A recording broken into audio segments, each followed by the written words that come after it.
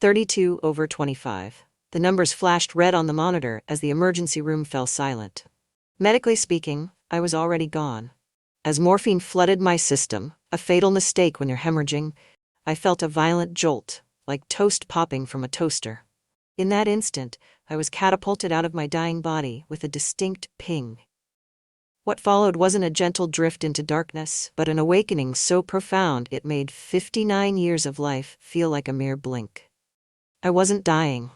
I was being born into a reality where every fear and regret stayed behind with my physical form.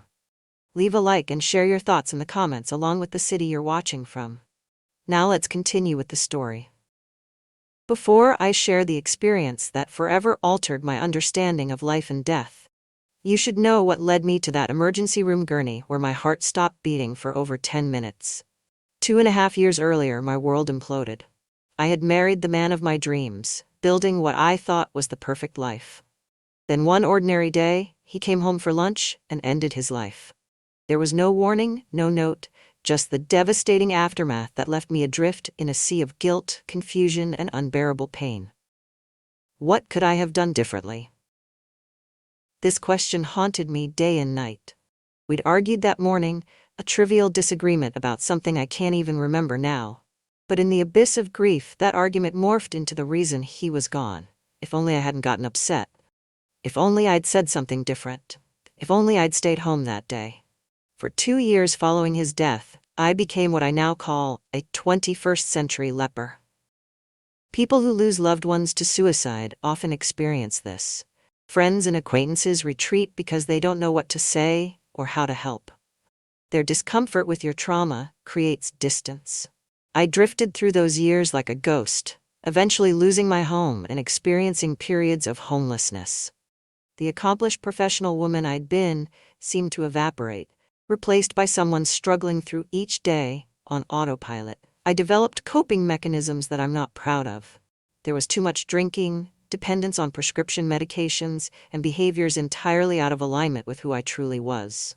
A dear friend named Pat once told me, "Rosemary, I don't care what you had to do to survive. You survived, that's all that matters." Her unconditional acceptance was one of the few lifelines I had. Every night during those 2 years, I prayed the same 3 prayers.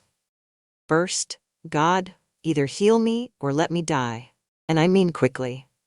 The pain had become so unbearable that continuing seemed impossible. Second, no life review. I'd had recurring nightmares about my husband's death, reliving those moments in excruciating detail. The thought of experiencing a life review, which so many near-death accounts describe, terrified me. I couldn't bear to watch myself failing him again. Third, no more hard decisions. After his death, I faced a barrage of legal complications, financial responsibilities, and life-altering choices while operating in a fog of grief. Decision fatigue had become its own form of torture. Then, exactly 29 months after losing my husband, I received another blow, a cancer diagnosis. Stage 2. When the doctor delivered the news, a hollow laugh escaped me. "Really, God?" I thought.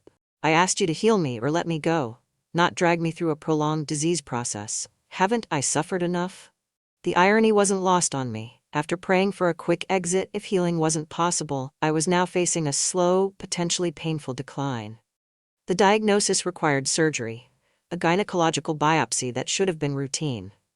But as I would soon discover, nothing about my journey would follow the expected path. The surgery itself seemed to go as planned, but afterward, things went terribly wrong. Despite bleeding profusely, I was discharged and sent home. The medical team had made a critical error in judgment, one that nearly cost me my life, but ultimately delivered the most profound experience of my existence. Standing in my shower that evening, blood pooling at my feet, I remembered a Bible verse from 1 Corinthians 10:13 that promises God will show you a way out of your trials. Looking down at the crimson swirling into the drain, I had a moment of perfect clarity. This is my way out. This is God's mercy. I contemplated just staying there, letting the blood flow until the peace of death finally claimed me. But another thought intruded. So many people had fought to help me survive these past 2 years. Would it be fair to them to just surrender now? That single thread of consideration for others pulled me back from the edge. I stepped out of the shower, walked to my living room where two friends were waiting, and said 6 words that would set in motion my journey to the threshold between worlds. Call 911. I'm bleeding to death. That laugh changed everything. It wasn't just that I found humor in such a profound moment, it was the revelation that came with it. I heard my own giggle, exactly as it had always sounded in life, and was struck by an astonishing truth. Everything that made me me had survived this transition. My sense of humor, my self-awareness, my memories, my personality. All of it had continued beyond my physical body. I wondered how I was communicating, without lungs or vocal cords, yet I was somehow expressing myself more clearly than ever before. The darkness surrounding me wasn't empty space, but felt like a living presence that comforted me. Many people describe this darkness as velvety, but that doesn't capture how it actively embraced me. As I moved further from my physical existence, I became aware of a profound peace permeating every aspect of my being. While others often describe the overwhelming love they feel during near-death experiences, for me, the dominant sensation was peace, a peace so complete it defied description. I recalled a Bible verse about the peace of God that passes all understanding, and thought, this is exactly that peace. No human language could adequately describe it. This wasn't merely an absence of distress, it was a positive state of perfect harmony. What struck me most powerfully was realizing what I had left behind on that emergency room gurney.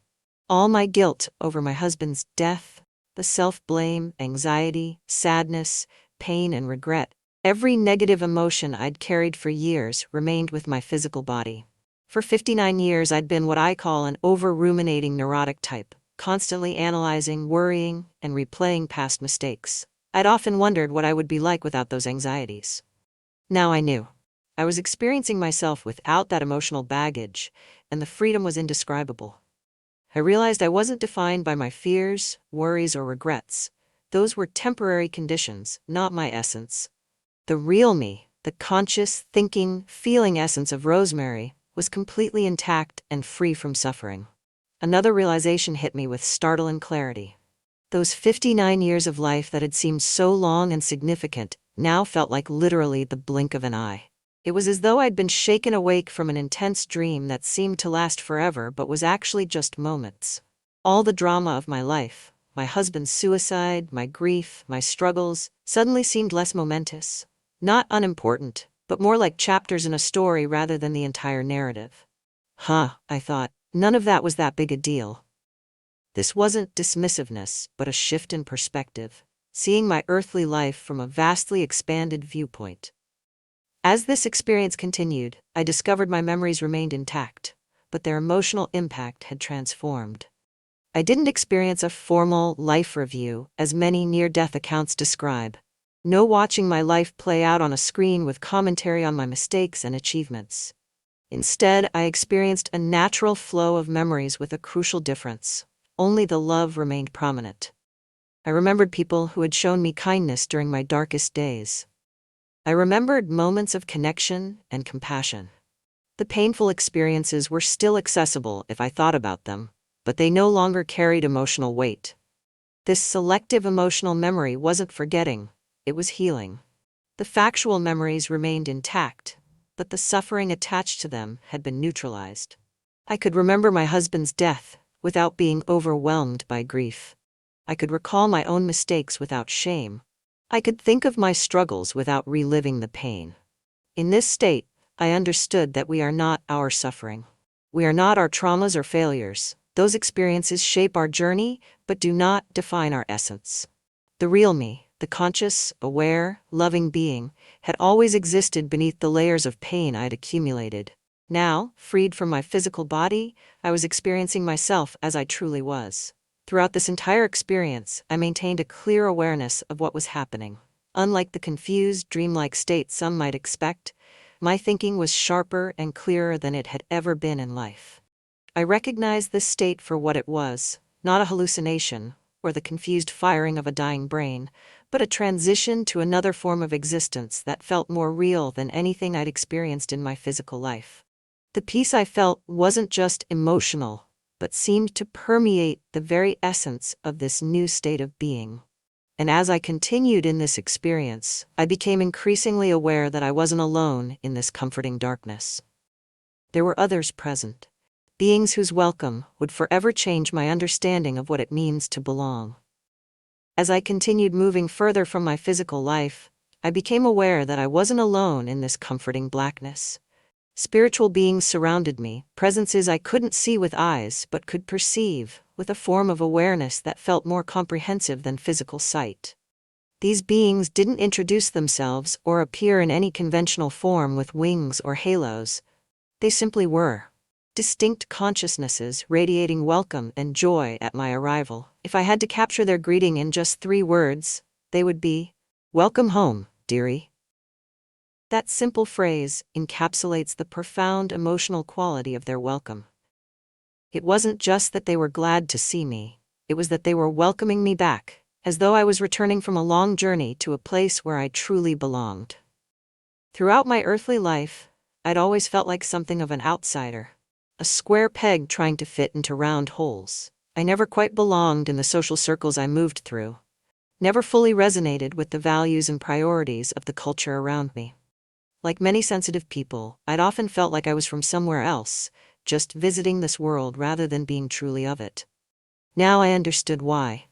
In the presence of these beings, I finally felt that sense of complete belonging I'd always longed for.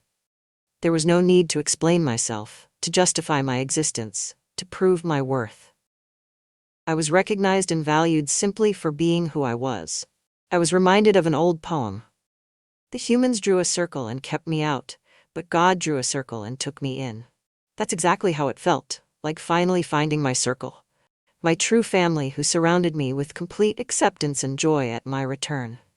As this experience deepened, I became aware of a massive spiritual presence to my left, much taller than me and slightly behind me.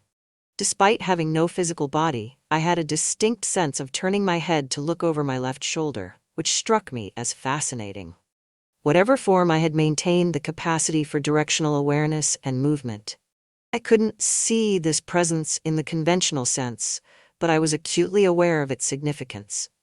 "And who are you?" I asked, curious about this distinct entity that felt different from the welcoming presences surrounding me.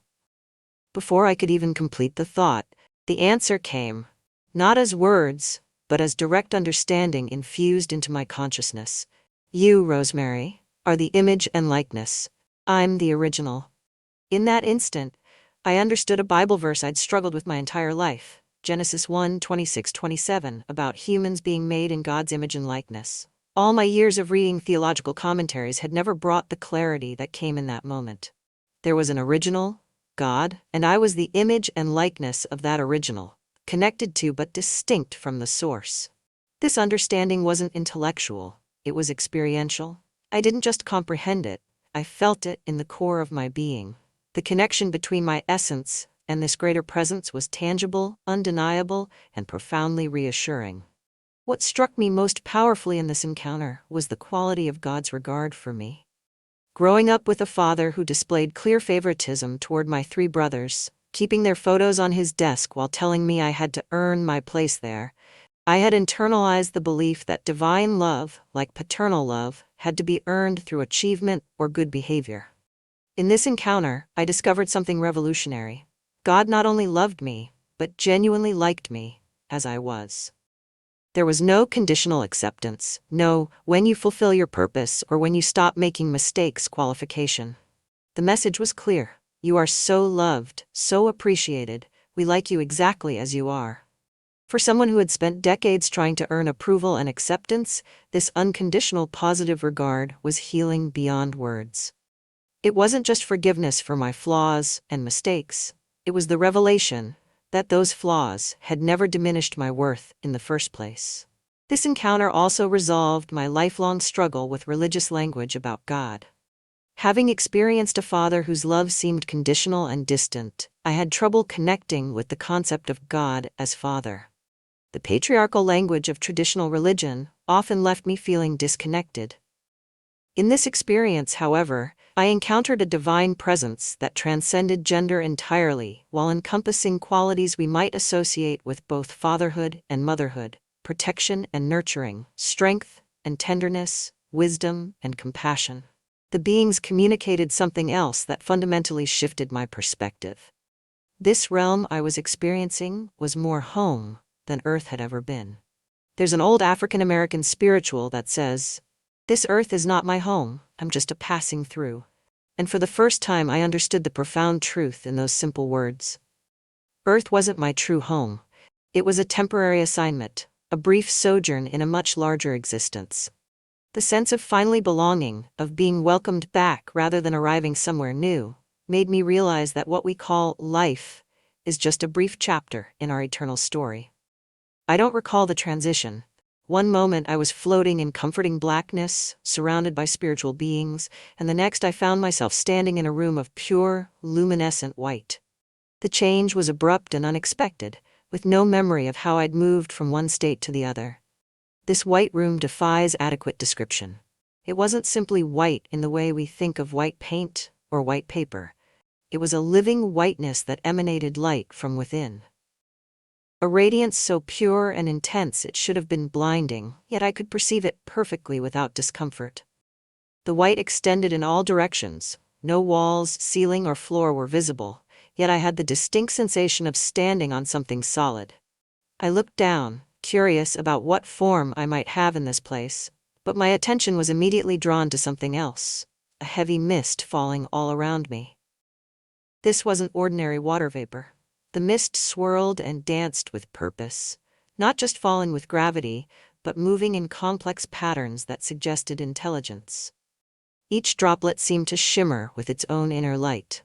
I tried to focus on a single particle of this mist, feeling instinctively that I should be able to perceive its individual essence. One of the spiritual beings, still present though not visible in the conventional sense, explained, "Your spiritual eyes have not yet acclimated to this environment." Then they added something fascinating. "What you're seeing are particles of light." The being likened this misty environment to a spiritual car wash. They explained that some people die with strong beliefs that disease, mental illness, or trauma is part of their core identity. These beliefs, along with the opinions others have projected onto them and their own false self-perceptions, must be washed away before they can fully experience their true nature in the heavenly realm. This made perfect sense to me. How many of us become so identified with our illnesses, our wounds, our struggles, that we can't imagine ourselves without them? A woman who has fought cancer for years might think of herself as a cancer patient, rather than a soul temporarily experiencing cancer. A person with depression might believe the darkness is their true nature, rather than a temporary condition affecting their earthly experience. This mist was cleansing away all such false identifications, washing away not just the muck of earth, but the limiting self-concepts I'd accumulated over 59 years. The process wasn't uncomfortable or invasive. It felt more like gentle clarification, revealing what had always been true beneath the accumulated layers of earthly experience. As this cleansing continued, I noticed something about 15 to 20 feet ahead of me, a door. Simple and unadorned, it stood alone in the vast whiteness. Having read accounts of near-death experiences, I immediately understood its significance. This door represented the threshold to whatever came next, complete separation from earthly life and full transition to the heavenly realm. I felt no fear or hesitation, only eagerness to proceed through that door. I knew instinctively that once I crossed that threshold, there would be no returning to my physical life. And I was completely at peace with that. More than at peace, I was eager for it. I began moving toward the door, though I couldn't tell you exactly how. Did I have legs, feet, a physical form of any kind? I don't know. I simply had the intention to move forward, and movement happened. The spiritual beings were still with me, though they maintained a respectful distance, allowing me to approach the door at my own pace. As I drew closer, the swirling mist intensified around me. It wasn't just falling now, but actively encircling me, as though performing its final cleansing before I could pass through the threshold. I sensed the beings communicating with each other, though not in words, more like a harmonious exchange of understanding that I was partially aware of but not fully privy to. Finally, I stood before the door. It was closed but didn't appear locked. I knew I needed only to push it open to continue my journey. I raised my right hand, again, not questioning in that moment how I could have a hand in this spiritual state, and prepared to push through. But something made me pause. A question formed in my mind, not from doubt or fear but from a sense of responsibility. Is this the divine will for my life, that a medical mistake sends me to my reward? I barely formed the beginning of the question. Is this the divine? When the answer came immediately. No. This single word wasn't delivered with disappointment or judgment. It was simply factual, accompanied by an important qualification. But whatever you decide, you go with all of God's mercy, blessings, grace, care, and love. I stood there, hand still raised toward the door, processing this unexpected information. For the first time since my transition from my body, I felt conflicted. I desperately wanted to proceed through that door. Everything in me yearned to continue this journey and leave behind the pain and struggle of earthly existence. Yet I'd been told that this wasn't the divine will for my life. The choice, however, remained mine. I wasn't being commanded to return. I was being given information, and then granted the freedom to choose my path, with the assurance that I would be blessed and loved regardless of my decision. As I stood at the threshold with my hand raised toward the door, I was certain of my decision. Despite being told this wasn't the divine will for my life, I intended to proceed. The peace and belonging I'd experienced since leaving my body were too precious to relinquish. The thought of returning to the pain and struggle of earthly existence held no appeal. I was ready to push through that door and continue my journey, divine will or not. After all, I'd been assured that whatever I decided, I would go with all of God's mercy, blessings, grace, care, and love. That seemed like permission enough. But then something extraordinary happened. I was suddenly given a vision, not just an image, but an immersive experience that felt as real as everything else in this spiritual realm. I found myself in what seemed to be a hospital supply closet, invisible but present, watching a scene unfold that would ultimately change my decision. The nurse who had held my hand in the emergency room, the one who had promised they wouldn't let me die, was sitting alone, her head in her hands, sobbing uncontrollably. Through her tears and ragged breaths, she kept repeating, "I promised that woman I wasn't going to let her die, and I've lost her." Her grief was palpable, raw, and devastating. She wasn't crying over a stranger or even just a patient. She was genuinely anguished over having failed to keep her promise to me. This wasn't professional disappointment, it was deep, personal sorrow. What happened next affected me even more profoundly than witnessing her tears. I didn't just see her grief. I felt it. Her anguish transferred directly into my consciousness, allowing me to experience exactly what she was feeling. The guilt, the sense of failure, the self-recrimination, it all flooded through me as though it were my own emotion. With stunning clarity, I recognized that what I was feeling through her was identical to what I had experienced after my husband's death. That same toxic blend of guilt, regret, and the torturous, if-only thoughts that had nearly destroyed me. For 29 months, I had lived inside that particular form of hell, and now this nurse was entering the same territory because of me. In that moment, my perspective shifted completely. The door and what lay beyond it suddenly seemed less important than this woman's suffering. Suffering I had the power to prevent. I thought, if I can spare one human being that much pain, I have to go back. My decision was no longer about what I wanted or even about the divine will, in some abstract sense. It became about something much more immediate and concrete, preventing unnecessary suffering for another person. I lowered my hand from the door, accepting that I needed to return. The moment that decision was made, the instant my right hand moved away from the door, and I internally acknowledged my choice to return. The transition was immediate. There was no gradual journey back, no tunnel to travel through, no sensation of falling or flying. One moment I stood in that white room before the unopened door, and the next I was back in my physical body on the emergency room gurney. The return was as instantaneous as it was unexpected. One decision, one slight movement of intention, and my consciousness snapped back into physical reality with stunning speed. I hadn't just visited the threshold between worlds, I had been given the choice to cross it, and I had chosen to return. When consciousness returned to my physical body, The medical team was still working frantically to revive me. From their perspective, I had been clinically dead for over 10 minutes, a duration that typically results in severe brain damage, even if the heart can be restarted. My return defied medical explanation. One moment, the monitor showed no cardiac activity, and the next, my heart began beating on its own. The medical staff, prepared for a much longer resuscitation effort or even failure, were stunned by my sudden revival. The first doctor to visit me after I stabilized informed me gravely that I'd suffered a heart attack. I protested, explaining that I was physically fit, I ate well, exercised regularly, and had no history of heart problems. He dismissed my objections, pointing to elevated blood enzymes in my tests that definitively indicated heart damage. "We need to run more tests to assess the extent of the damage," he insisted. I smiled and replied with complete confidence, "You don't need to do those tests. The angel said if I agreed to come back, I'd be fine. Fine. The doctor's expression made it clear he thought I was experiencing some form of post-trauma delusion. They ran the tests anyway, and the results baffled the medical team.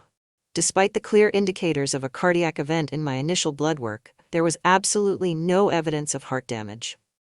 My heart function was normal. Better than normal for someone my age. Even more remarkably, follow-up examinations related to my cancer diagnosis revealed something the doctors couldn't explain. The oncologist who had initially diagnosed me refused to see me after I mentioned my near-death experience and healing claims. He wrote mental illness in my chart and recommended psychiatric evaluation. I found another oncologist who agreed to examine me and perform additional biopsies. Her findings were conclusive and astonishing. "There's not one cell of cancer anywhere in your body." She added, "Had it not been for all the original tests and documentation, I wouldn't believe you ever had cancer. Your tissue is so pink and pretty and perfect that there's no evidence of disease ever having been present." The medical community had no explanation for my dual healing, surviving prolonged clinical death without brain damage and the complete disappearance of a cancer that had been documented through multiple tests and examinations. But the physical healing, remarkable as it was, paled in comparison to the emotional and spiritual transformation. The crippling grief and guilt I'd carried for 29 months following my husband's death had vanished completely. I could think of him, remember our last argument, recall the trauma of finding him, all without being overwhelmed by guilt or despair. It wasn't that I'd forgotten or become emotionally numb. The memories remained intact, but the emotional poison attached to them had been neutralized. I could remember with love rather than pain, with gratitude for our time together rather than anguish over how it ended. I realized that all three of my prayers had been answered in unexpected ways. I had asked to be healed or allowed to die, and I had experienced both.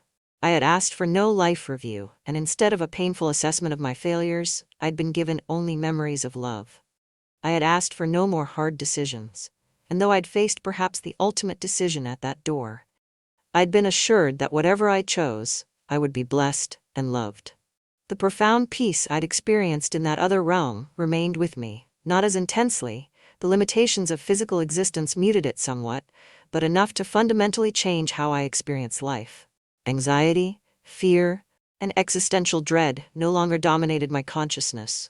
I knew too much now about what waited beyond this temporary existence to fear anything life could bring. My extraordinary experiences didn't end with my return to physical consciousness. In the days following my resuscitation, while still recovering in the hospital, I received visitors that no one else could see. Angels appeared at my bedside, on both sides, and at the foot of my bed. Unlike the spiritual beings I'd encountered during my near-death experience, these angels manifested in forms I could perceive with my physical senses. They were tall, over 6.5 feet, with humanoid forms draped in gowns made of light. These weren't solid garments but seemed composed of particles of light with spaces between them, similar to beaded curtains, where light and space alternate. The most remarkable thing about these angels was that they sang to me. Their songs weren't in any language I recognized, yet I understood they were glorifying God, celebrating love, and expressing pure joy. As they sang, something astonishing happened. Their forms grew increasingly luminous. The more they sang about light and love, the brighter they became, as though the act of worship itself generated greater radiance. The beauty of their singing was overwhelming. I would sob as they performed, the beauty almost too much for my human senses to bear. Through my tears, I would beg, "Don't stop. It's so beautiful." I desperately wanted to memorize their melodies and lyrics, to bring this music back to share with others. When I expressed this desire, one of the angels responded with gentle wisdom. "This isn't for you to remember the melody and lyrics. This is for your healing, your peace, your joy." They added, "This is also a thank you for agreeing to come back. We know that life on earth is hard." That last statement touched me deeply. These celestial beings acknowledge the difficulty of human existence, the struggles, pain, and challenges we face in physical form. Their songs weren't just beautiful music, they were spiritual medicine, strengthening me for the journey ahead. These angelic visitations continued throughout my hospital stay, but ceased after I returned home. I've often prayed to experience them again, but they haven't returned in the same way. However, they left me with a profound awareness that has occasionally manifested in unexpected moments. Several weeks after my discharge from the hospital, I attended a church service for the first time since my near-death experience. As the pianist began playing the prelude, something extraordinary happened. An explosion of light erupted from beneath the piano, from the hammers and strings, shooting upward toward the ceiling in a fountain of color. Unlike the white light of the heavenly realm or the soft glow of the angels' garments, this light contained every color imaginable. Yellows, greens, blues, pinks, reds, all intermingling in a dynamic, living display. The light spread across the ceiling and then began to rain down on the congregation. As it descended, it reminded me of the sparks that fly from a welder's torch, those bright yellow embers that scatter and dance across the ground. But these were sparks of pure light in countless colors, showering down on the heads of worshippers, the pews, the floor, transforming the ordinary church into a realm of visible divine presence. No one else seemed to notice this spectacular display. I looked around in amazement, wondering how others could remain so calm in the midst of such beauty. For them, it was just another Sunday service. For me, it was confirmation that the boundary between earthly and heavenly realms is thinner than most realize.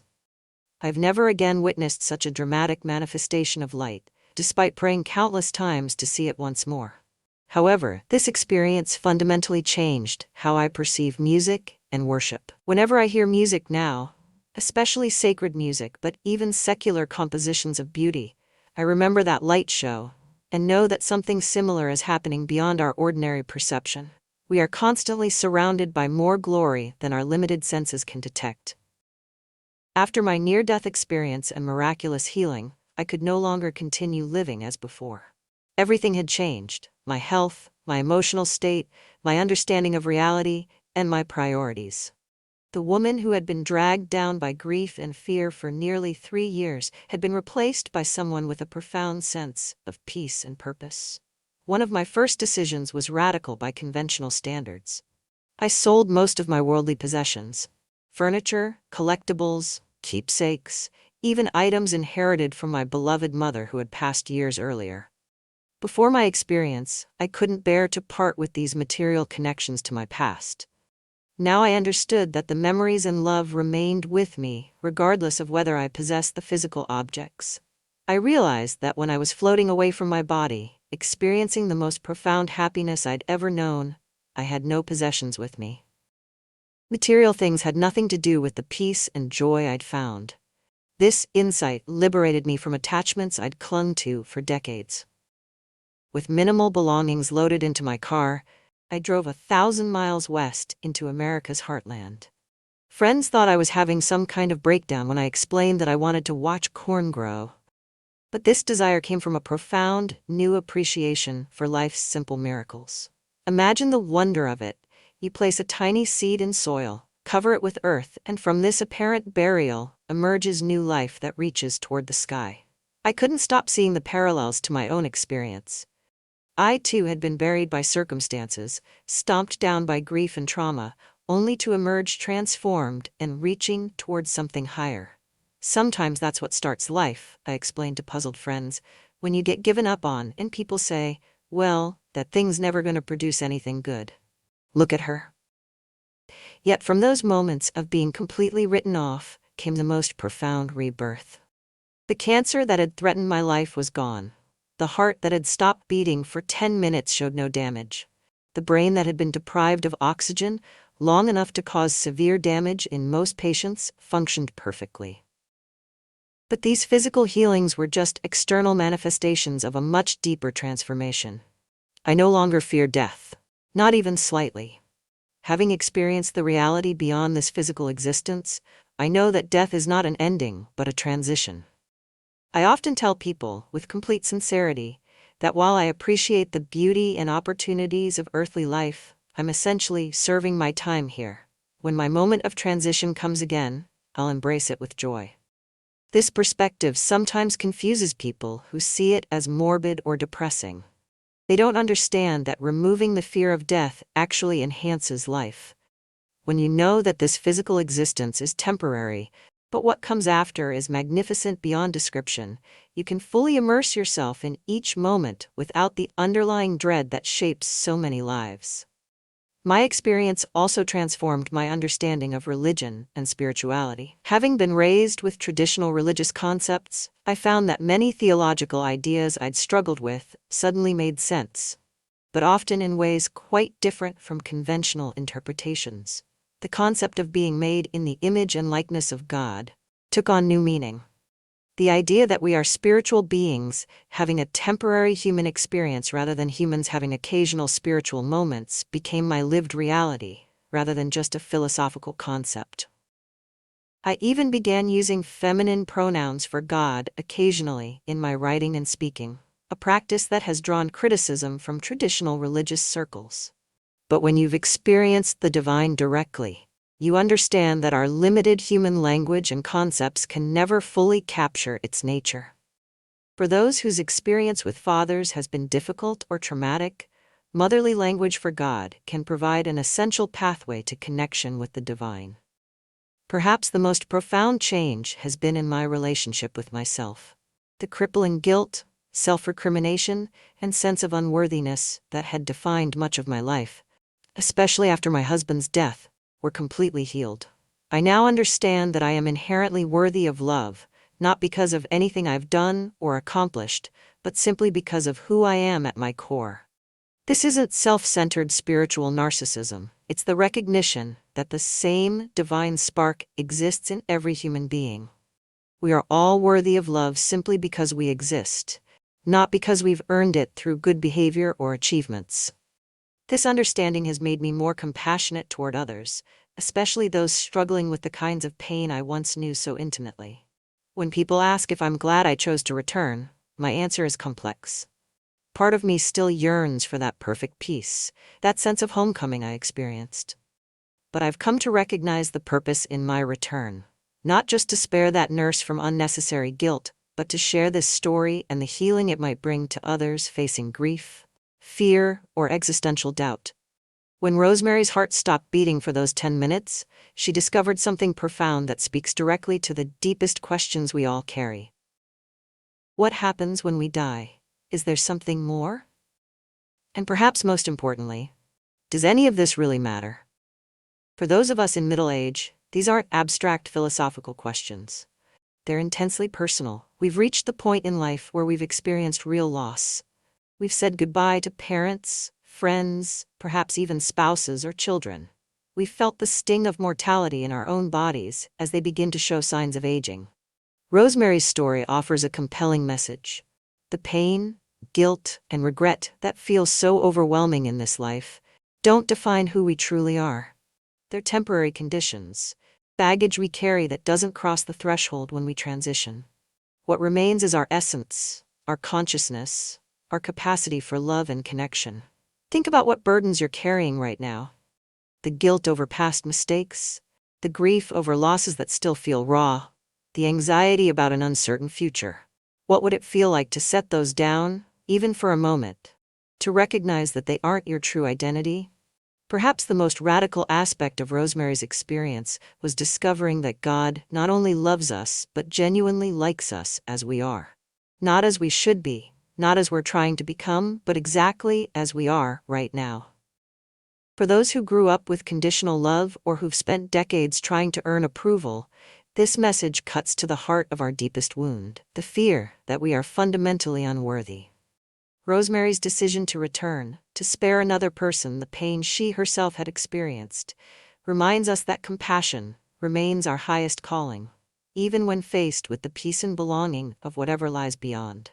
Her story suggests that the love we show others isn't separate from our spiritual journey, but central to it. Whether you're facing a health crisis, grieving a loss, questioning your purpose, or simply feeling the weight of years, Rosemary's experience invites you to consider a radical possibility. You are more than your struggles. You are deeply loved.